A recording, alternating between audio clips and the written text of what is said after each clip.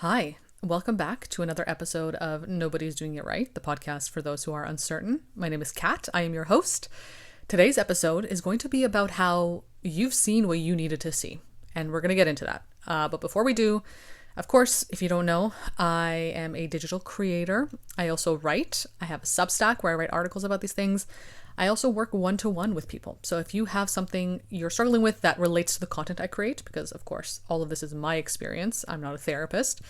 But if you want to talk about what you're dealing with in more detail and you want to pick my brain a bit about it, then you can go ahead and book a 30-minute or 60-minute call down below in the show notes, or you can book in some email guidance, because I offer that too for anybody who doesn't want to have a Zoom call, which is fair. But yeah, let's get into today's episode. You've seen what you needed to see. This is something that I have to often remind myself of because I am somebody who loves to imagine things. I have a great imagination, and I know a lot of people that I talk to and people who watch my videos do as well. We are able to create narratives, create stories, create intentions, create potential that doesn't actually exist. And sometimes we wait for more, right? So we are maybe when we start a relationship with somebody or we start seeing somebody in any kind of way, right? Whether that's romantic, platonic, whatever. We get to experience this person, we see things unfold, we, have fun, whatever. But we're always waiting for a little bit more, especially if that person is not really giving us what we need, right? We're not being fulfilled in this dynamic. Oftentimes I find, especially for people pleasers, I think this is what it relates to the most, right? Those of us who want to maintain things, to want to not end things. We want to have this relationship, have this friendship, whatever. We want to keep it. We want to keep it going, but we don't feel fulfilled. We are always waiting for more. We're waiting to see more. We expect that there is more. Sometimes we end up internalizing that, right? We see it as, oh, this person's holding back from us. It's because of us that they're not doing this or being this kind of person. But if I was their dream girl or whatever narrative out there, then they would do this thing. Or they would do that, or like they're not doing it because they don't think I'm good, and whatever that story is in your mind, right? We internalize that, we bring it back to ourselves. When instead, ultimately, it's about accepting that you've seen what you needed to see.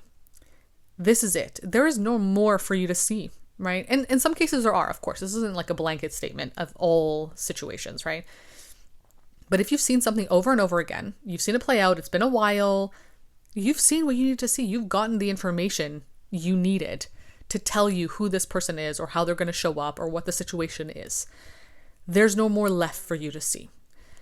And I know that's hard to accept because you want to have hope for people. You want to allow space for someone to show you more, right? To be more, to be better, especially if you see the potential in people, especially if you also have the wounded bird syndrome, right? Or the savior complex, where you see someone who can do better and they're maybe struggling, or they express that they, things are not working out for them or whatever. And you can see in ways that they aren't doing the best they can, right? Or they aren't meeting their own potential for themselves.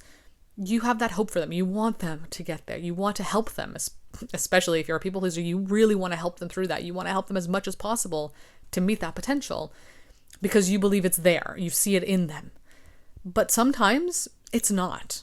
Sometimes that person doesn't want to meet that potential because there's a lot of discomfort that comes along with that, right? Of course, we want to strive to be better versions of ourselves, to improve ourselves, but anybody who has done that and who's doing that work understands that it's not easy. It's very difficult to put yourself in that discomfort, to face all those fears and insecurities and the resistance and to push through it regardless, right? A lot of people don't want to do that. A lot of people just want to live in the comfort of who they are and what they've always known. Those people might also then still complain about things. And you, if you have the savior complex or people pleasing, it might trigger that in you. So you might kind of attach to those people specifically. This is something else to kind of explore on the side. But yeah, they might not want to do better. They might not want to do better. And also at the same time, it's about reminding yourself, like, who are you to decide what is better for somebody, right? Reminding yourself that you don't have that much power, even though you might have been conditioned throughout your childhood to be the kind of person that takes care of everything or manages everyone's emotions or makes the household feel better or whatever that is for you, right? You don't have that much power. You can't decide for another person, even if you see a potential in them, because I think all humans have potential, right? We all do. But how they're showing up and how they're behaving and what they're showing you is what you need to see. They are expressing to you the level to which they want to meet that potential. And it might not be the level to which you want someone to show up in your life, right? That's really tough. It's really tough, especially if you like somebody. And it's not simple to just say, well, okay, just move on, let them go. They're not they're not aligned with you, whether that's friendship, relationships, whatever. It's hard, especially if you like that person, especially if they are, a good person to the core, if they mean well, if they're not malicious. It's hard to let them go. But you have to remind yourself that you've seen what you needed to see. So you have two options at this point. Either you have seen what you need to see and you accept them for how they show up, right? If this is someone that you're dating and they can only show up to this certain point, right? They cannot meet you more. Whether that's because they don't want to or because they can't, it doesn't really matter at the end of the day, right? Because when you're seeking out the question of like, but why? But why don't they want? It doesn't matter why. The reason you're asking that question is because you want it to somehow mean something about you and your worth, right? To validate that feeling of insecurity within yourself. So the moment you ask that question of like, but why aren't they? That's none of your business why they aren't, right? Your only business, the only thing you need to worry about is whether or not they are. That's it. So don't ask yourself why. Don't think, oh, it's because I'm not their dream person. If they wanted to, they would. It doesn't matter, right? And again, if they might not want to, right? And they might not be able to. Not everyone's able to meet that potential. And also, they might just not be that kind of person. That just might not be what's aligned for them in their life. Not everybody is like you. You're not like everybody. And that's both a good thing and a tragic thing, right? Because there are some people that you really like and you wish they were more like you so that you could align better, but they're not. And that's just life, right? So the only two options you have really are to accept that they can't or won't show up this way and accept them for what they are and integrate them into your life in the level to which they can be there, right? Which might not mean a full relationship, which might only mean something casual if that's what you're into, right? Obviously, you can do whatever you want. Or it might mean that instead of dating, you're friends now. Or, you see each other a little bit, whatever that looks like for you, right? That's one option. The other option, though, is that you see what you need to see, you accept that this is who they are, and you remove them from your life. Because you feel like, they aren't fulfilling me in any way that's valid enough for me to maintain this connection because it's draining on me and my energy as well. And that's acceptable too. But I think those are the two main options you have to consider, because there's nothing wrong with accepting someone and keeping them in your life, but knowing the level to which they can show up for you. You have to really be accepting of that and be like, yeah, that's it. Like they can't do more than that, or they can't, or they won't. It doesn't matter what it is. It's just that they're not. And that's it. That's all I need to see. Because you've seen what you need to see. Or you decide I'm going to remove them from my life. Whether that's ending a friendship, ending a relationship, whatever that looks like for you. But you have to remind yourself that you've seen it. You have all the data. You have all the information. There's nothing you're missing. Of course, again, the nuance to this is that sometimes people do have a little bit more. They're struggling in other ways. They want to meet that potential, but they can't at the moment. Whatever. Of course, right? Every situation is different. But I'm speaking to those of us who know that we've been there long enough to see patterns repeating, right? We're seeing the patterns repeat over and over again. We're not seeing anything different. There's no change. There's no communication of change. Maybe there is some communication of change, but there's no reflection of it in behaviors. You've seen what you need to see. You've seen that this is all that person is capable or willing of. And it doesn't have anything to do with you and your worth.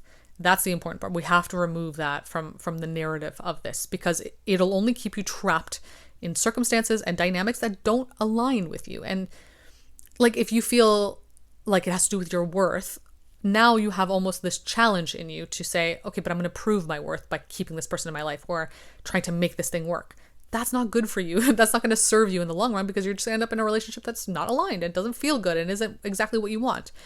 And why would you want to put yourself through that when you have a finite amount of time on this planet and you should be making your life as enjoyable as you can, right? So if this thing or this person or whatever on your path does not align with your full enjoyment of this experience on this planet, it doesn't matter whether or not they're not aligning with it because of your worth or your value or whatever. It's just not aligning and it's not making you feel good. And that's all that it should matter. Like, that's all that should matter about this.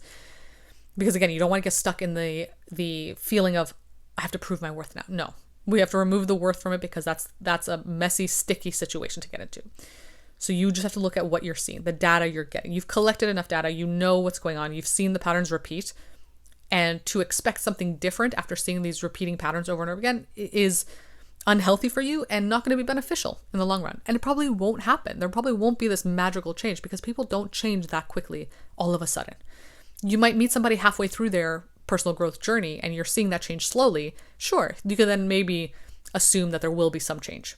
Fine, that's valid. But you might have somebody else in your life who they're not doing any change. They're not really growing. They're not really showing you any sort of intention for that. You can't expect it to happen overnight. And also, again, the narrative of, but if they wanted to, they would. Or if I were their dream person, they would do this. It's like, no, if they're not if they're not reflecting the ability to even do this, or this is who they're showing you themselves to be over and over again, that means it's deeply ingrained in them. This behavior is deeply ingrained in them. It is their natural behavior. And to change that takes a lot of time and energy and effort to do, right? So to assume that it would happen magically for somebody else, that's not how human behavior works, right? You can't just switch it on and off like that. Maybe for some people, I don't know. The human brain is, fascinating. But for the most part, you can't switch it on and off like that. So to assume that, if I was different or if I was their dream person, they would be acting this way it's just doing yourself a disservice. And it's not plausible, right? It's not probable that that's what would happen because they're showing you how they show up and how they've always shown up. That's who they are. That's what their natural state is, right? So you can't just magically completely switch that state of experience and behavior. So remind yourself, you've seen what you needed to see. You've seen it all. You have the information. You have it all there. And now it's time to decide, am I going to end this? Am I leaving this? Am I removing this person because my energy can't support this? Or am I going to accept them for how far they can show up for me? Because I do like them and I think they have good intentions for the most part, but they just can't meet me where I need them to meet me. And that's okay. I'll find somebody else who can. Because of course there's somebody else out there who can. Right? That's what we have to work with. And it's important to remind yourself of that because you don't want to get stuck in something that just does not serve you. Because that then will just reinforce the belief that you don't deserve to have what feels good for you or what's aligned with you. So I hope this was helpful. I hope it was insightful, and I'll be back again soon with another episode.